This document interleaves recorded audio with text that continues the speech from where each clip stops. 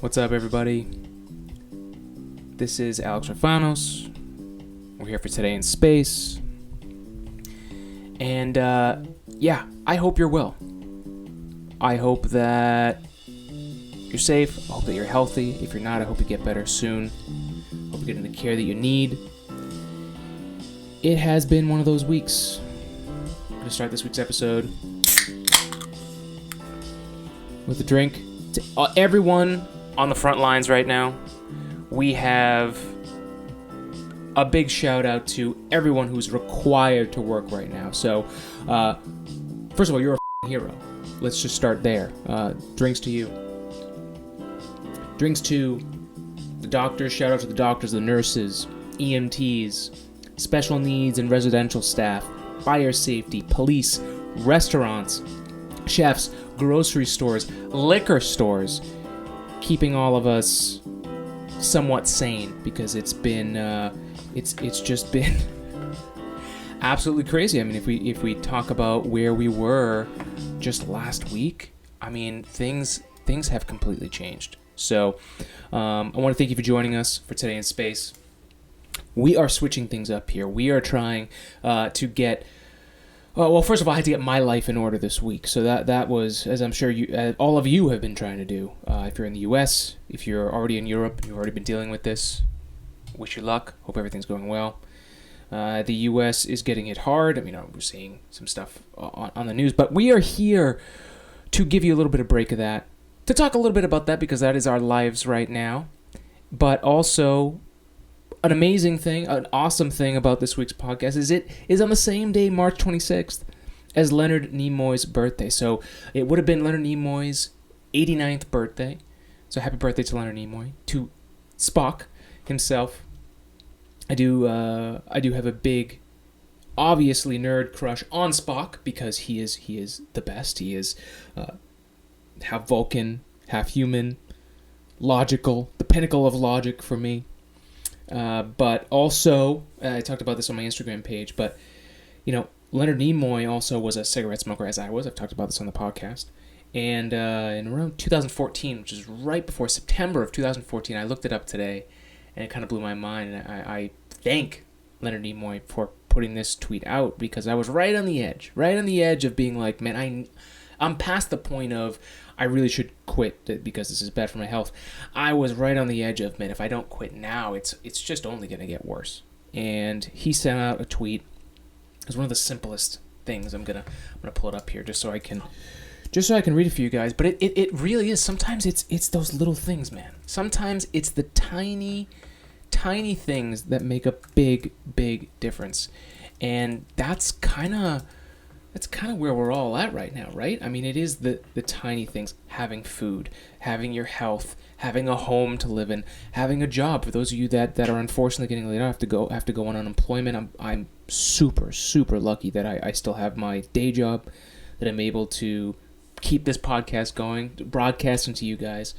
I'm very lucky in that regard, and a lot of people are not right now. And so it's tough times, but it's the little things, right? It's the little things. It's what, all right, break down the nuts and bolts of what we can do, and that's where you start. And going back to that tweet from Leonard Nimoy in was September of 2014, and this isn't a lot. It's not like this is a big thing. It's not like this is some crazy thing, or it was super emotional or anything like that. Super simple, just like you'd expect. If you're not smoking, congratulations. If you are, this is a good time to quit. Live long and prosper. That's it. That's all it is. And it's because of who it was that it obviously meant that much to me. I also had been following along with what he had been dealing with as an ex-smoker. Because that's what smokers who are always thinking about quitting, they always kind of gravitate towards someone who has, or someone who's having a health problem, because we know it's not necessarily healthy for you. And that's another reason why I am staying indoors, because I did spend that much time smoking a pack of cigarettes a day. And we're seeing some again, really early science that people that have smoked or vaped or anything like that, they're obviously at a greater risk, or at least the health consequences of catching coronavirus are worse. So I'm staying in. I'm social distancing. I am quarantining myself and doing everything I can. But again, shout out to everyone who's on the front lines doing what they have to. We are very lucky that we have the ability to try and get involved. We'll talk a little bit more about that. You'll see if you're watching on YouTube. We have a bunch of stuff on our desk here that we're going to talk about. You may already know if you've been following our Instagram page, AG3D Printing. We've been doing some really interesting stuff in the lab, trying to help provide an option for everyone that we just shouted out to. Supplies are getting low, and we have the ability to help in some way. And so that's what we're trying to do. But we'll talk about that in a sec. What I'll talk about is just is I guess the challenges I've been having, because I'm very optimistic. That's kind of my default, but I also want to be pragmatic. I also want to make sure it doesn't delve into delusion of oh well, he's just positive, he's just optimistic. There's I've had a tough time. I've definitely had a tough time this week, and part of it I've rooted down to as I'm sure you've noticed, days feel like weeks. Like a single day, it's like 2:00 in the afternoon. You're like, what day is it? How long? Has it been a full day? What happened? I'm lucky that I have a day job to keep me busy, that I can do remotely. So that helps a little bit. I've also been working on this project in the lab, which again has given me a purpose, has allowed for that. But man, everything else is it's tough. It lost track of things, and my routine is all up. That's been the one of the biggest things that has been tough to adjust to. But that's what we do. We adjust. This is life. This is obviously a big adjustment for all of us, and the biggest thing I've had is going back to my routine. And so one of the things that I do is, I learned this. The reason I brought up the whole thing with cigarettes in the beginning is because we've talked about this with the balance and things on this podcast about my journey of, now it's almost 6 years of not smoking cigarettes and learning about addiction and how my brain works. I've learned some tools in those 6 years on dealing with things. Indoors more, I'm more prone to anxiety, so I found over the years that meditation has helped a lot. I have been doing a lot more meditating. Still probably not as much as I should be doing, but whenever I'm feeling my neck tighten and shoulders and losing track of time and getting off the path, I stick to my meditation. I have like 10-minute video. I'll share it here on this week's episode. If you're interested, it's literally just sit down, listen, follow the instructions. It's just breathing and clearing your mind. That's the mind and the body. I mean, if you are working at home and you are working on a computer like I do, obviously staying active, moving around, not sitting in the same position for a super long time. So I'm doing my best. If you want to see some daily workouts you can do at home, check out Weebs and Weights on Instagram, and obviously their podcast. We're going to be doing more with them once we're able to get together. Obviously this social isolation, social distancing stuff makes it a little bit more difficult, but they're doing a lot of cool stuff, and I've been getting involved how I can to stay active. So that's what I'm doing. Another big thing is about that schedule. The big thing that I have a problem with, and I think some people do too, is we see how quickly we've moved away from things, how far away we've moved away from where we've been, and we try and slap it back. It's kind of the same thing when people go to the gym for the first time after not working out, right? They jump in like, I'm going to get in shape today. I'm going to be in shape tomorrow. I'm going to be back to all the same things I used to do before. And the body doesn't work like that, and neither does the mind. And so for me, what I've learned is to set the expectations low, but give myself things that I can do. So I like the number 3. I like start a list, put the 3 things that you have to get done that day. Maybe you do more, but 3 things. Start there. Start with 3. The first day, expectations low, and set those goals so that you can actually make them happen, right? If you get that, you move up the next day. You go to 4. If you don't make it, you try 4 again, right? And you're building yourself up, but you're setting your expectations in the right place so that you can succeed and then build momentum off of it. That works for me. I need a little I'm a little stubborn, so sometimes it takes a few times for me to get it, but once I get it, I'm back in it. And so I'm getting back to that point. I'm getting back into the groove, or the new groove. I mean, the new normal. I mean, we have no idea how long or I mean, there's so many things going on about people being asymptomatic and not even knowing they have it, which means they would not get tested, which means the numbers we're actually seeing could be more. And I was seeing early results. Again, I'm not an expert. I'm a scientist, but I'm not an expert in this regard. But hearing things like the numbers jumping from the virus survives for 3 days. Now it's all the way up to 17 days, which is longer than the 2 weeks of quarantine that we're actually having people do if they do have it. And this is what I love about science in a way, is that, but it's also just been shown to light, is that science has a way of cutting through the reality, right? And this whole thing has completely shut down all of our expectations of what reality is. Like, oh, job security? Oh, guess what? That's not actually as stable as you thought it was. General hygiene, not as good as we thought it was. Market stability, wedding plans, retirement savings, your ability to do whatever you want. Like, all of this has now changed because the conditions of life as we go back and forth is changing. And that, to a scientist, that's part of the mix. Oh, the conditions changed for the test. Well, guess what? Now we've got to redo the test under those conditions.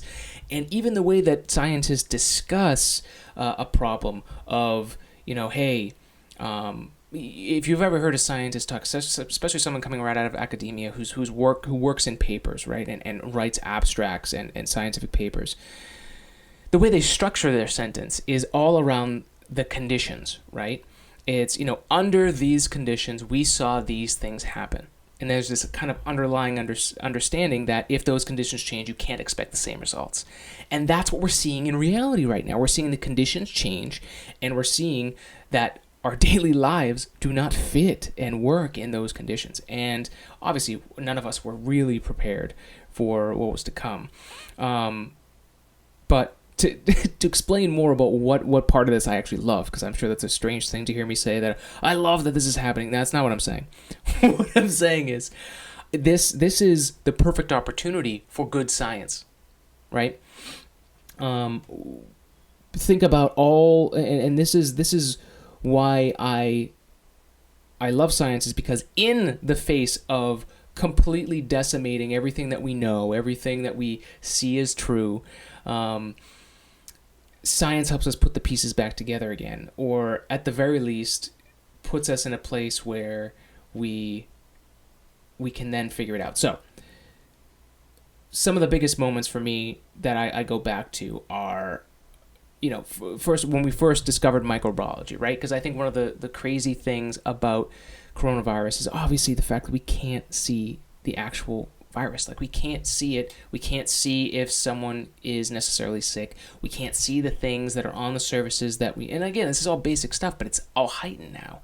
But when we first discovered microbiology, I mean, that was somebody. I mean, there's a few different ones, right? There's Hooke.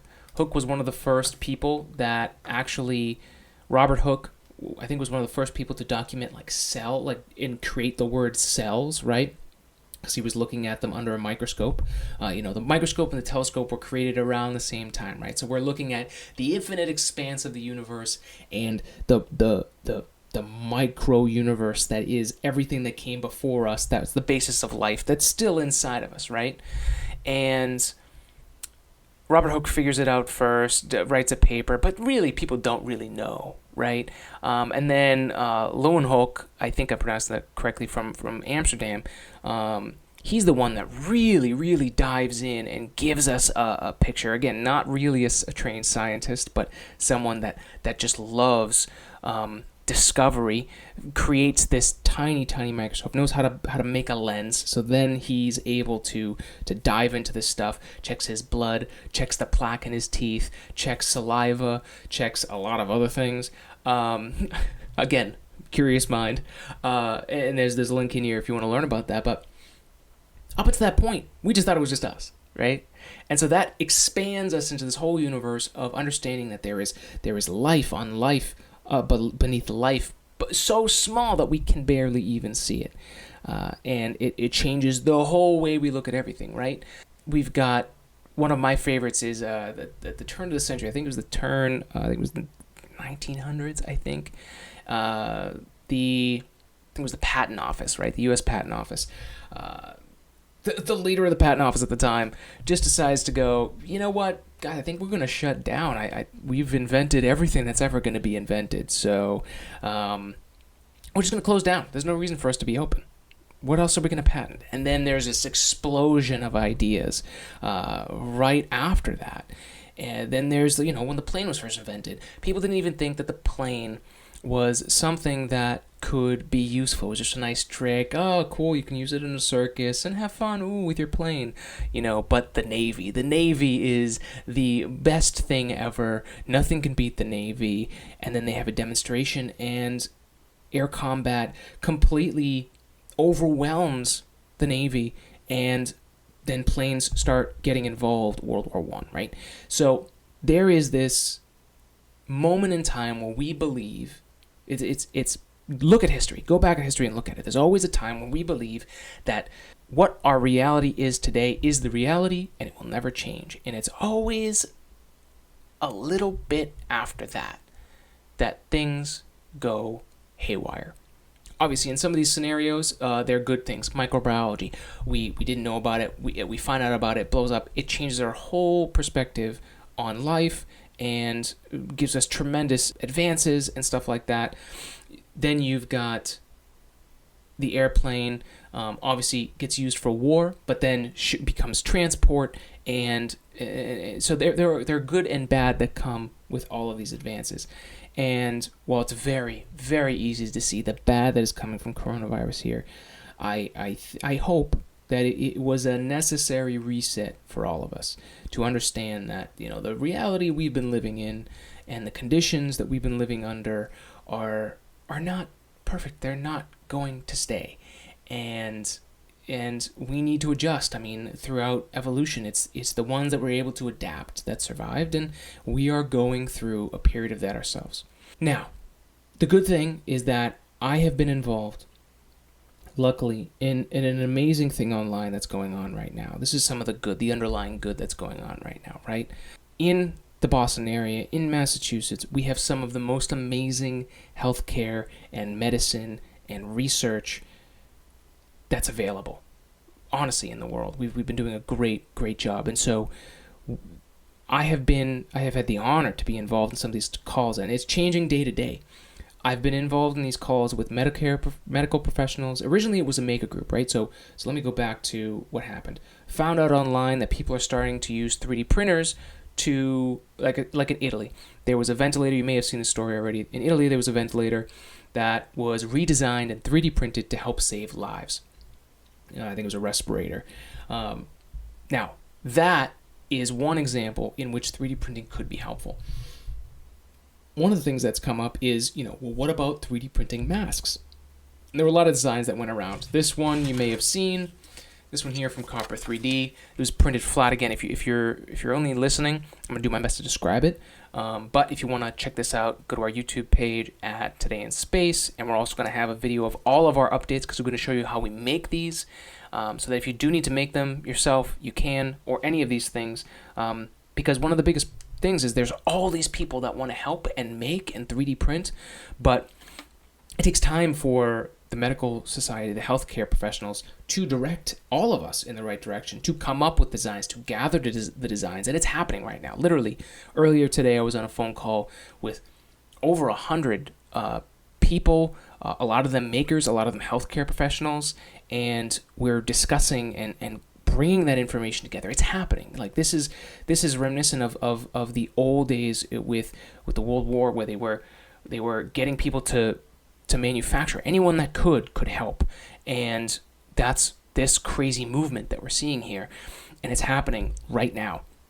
So one of the things to talk about there is that mask-wise, it's all about what can be approved, right?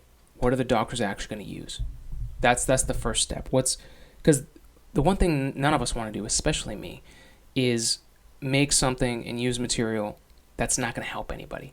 And worse, if, we can 3D print all the shapes and things like that, but We can't 3D print, at least most of us, can't 3D print a filter material, right?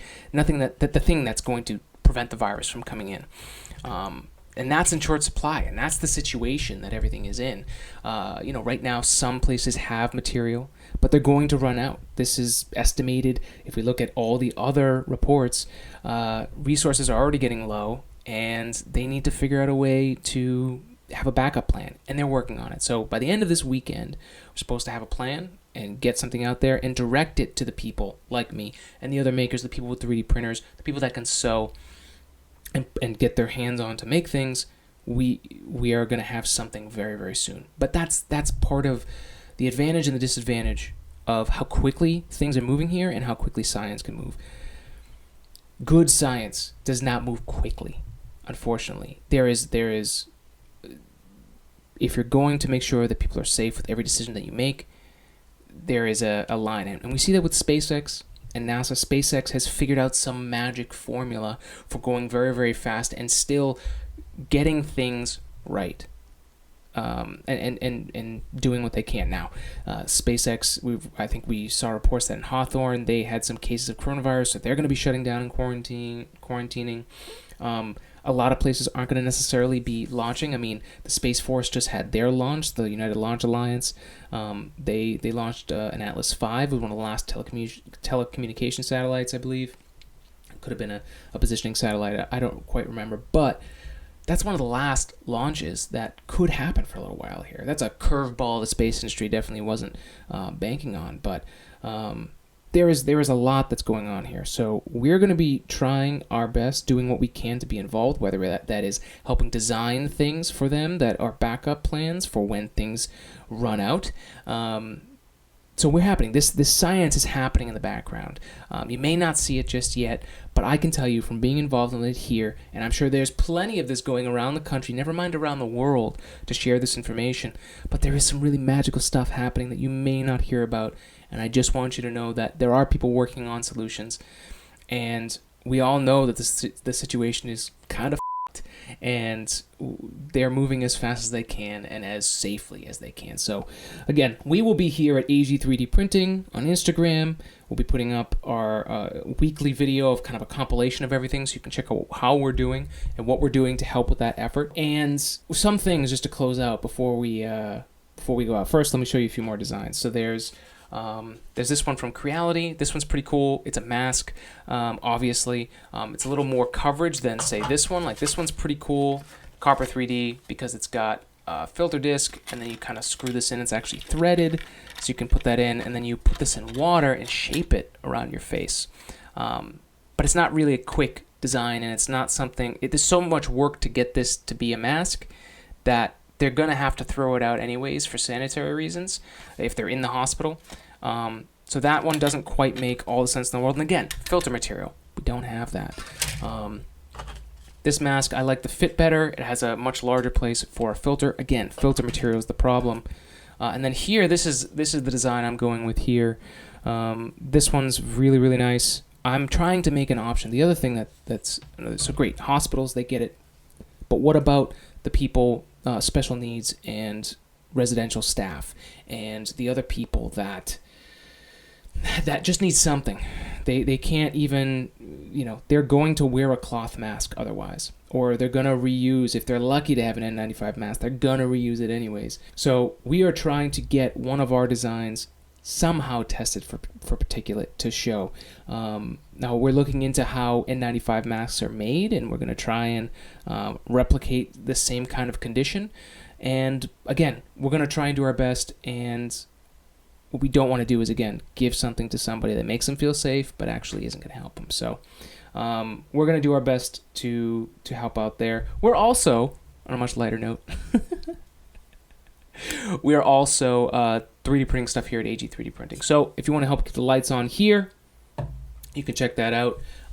If there's anything that you need, we could be down for a few months. So if you're running out of supplies or something breaks that is essential for you to stay up and running, we can hopefully, hit us up, ag3d.engineering@gmail.com, or just go to our website, ag3d-printing.com, and we can have a discussion online. I can talk to you about whether it's possible for us to reverse engineer something and then ship it to you. So, yeah, that's it, man. I hope you're doing well. Some things to look at. We're all on social isolation, social distancing, self-isolation. And one of the amazing things that's come up in the last week has been following some astronauts, and they have some great insight on self-isolation. I mean, they are quite literally, I mean, you think about Michael Collins being the third person of the two that went down, Neil Armstrong and Buzz Aldrin, that went down to the moon. He took the command capsule around the moon, the dark side of the moon, by himself. I mean, talk about complete isolation. One of the only human beings that we knew at that time that's out in space by himself, the other two are with each other. I mean, and he talks about that experience. But this week I want to focus on Chris Hadfield. Chris Hadfield is a Canadian astronaut. Really one of my favorite astronauts of this era. It would be for me. He's famous for obviously doing that version of Space Oddity on the International Space Station, where he recorded that while he was on the International Space Station. I believe David Bowie even gave him the nod, a thumbs up, which is pretty damn cool. But that video is great. We'll have that for this week's podcast. But he also had a 2-minute video. Again, super simple. Goes back to the same advice from Leonard Nimoy. Simple stuff that makes such a big impact. And he had 2 minutes where he talked about just making the best with isolation, because that's what they do on the space station. And they're doing this to thrive and be productive while they're there, because it's so hard to keep track of time. I mean, I feel like we've all kind of been on our own spaceship here, and wherever you are, whether you're stuck at work working or you're stuck at home. But just really simply, it's first understand the actual risk, right? Understand how you could get it, what you need to do so that you can prepare for it instead of just being scared of everything. Knowing what your mission is. What is your goal for the week? Like, what are you going to do? What do you need to do? Did you need to file for unemployment? Did you need to call your loans to get that refinanced, or like figure out that situation so you can cut the bleeding financially to survive this? All those little things. Do you need to find food this week? Do you need to figure out a plan to work out more because you're starting to get sore? Do you need to figure out a way to unwind at the end of the day?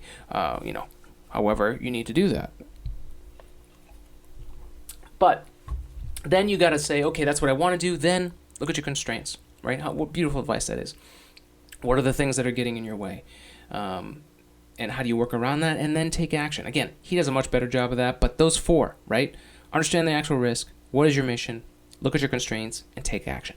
That's amazing. That's amazing advice. And that's what I'll leave you with. Again, we will be here. We will try and do some live stuff this week, so check that out on our Facebook page at Today in Space Podcast. We may go live on Instagram at Today in Space, so check both of those out. If you're interested in one or the other, just hit me up. Not quite there to do it on both, but we'll be here. We're here for you. Check out our Today in Space Spotify playlist. That's the Space Mix. We've got a bunch of songs that have something to do with space or science, and it's a jam, and we listen to that before every podcast to get pumped up. So we love it. We're also taking your recommendations. So if you have anything that you'd like to add to that list, just hit us up. I mean, we've got basically the entire minus a few songs, but we can keep adding those in. Basically, have the whole Galaxy Guardians of the Galaxy soundtrack. We've got songs, from the planets, from Hoist. We've got John Mayer's Gravity, and it's a spectrum of songs, right? Even some new artists that have been recommended by you that I'm knowing that are space related. I mean, it's awesome. It's been cool. I enjoy it. So go on there, like it, follow it, share it with others. We know we're going to be doing a lot of staying at home, so check it out. It'll be something to throw in your mix for your new routine. And I wish you the best. Spread love, spread science, live long and prosper. And be good to yourself, folks. Give yourself that time to unwind and give your mind a break. And be productive, folks. It keeps your mind off of, I'm sure, all of the negativity that you're seeing on either online or on the news. Take a break from it and focus on you. Focus on the people around you that you can help, things that you can do. And we'll start there. We'll go one week at a time. But we'll see you next week for Today in Space.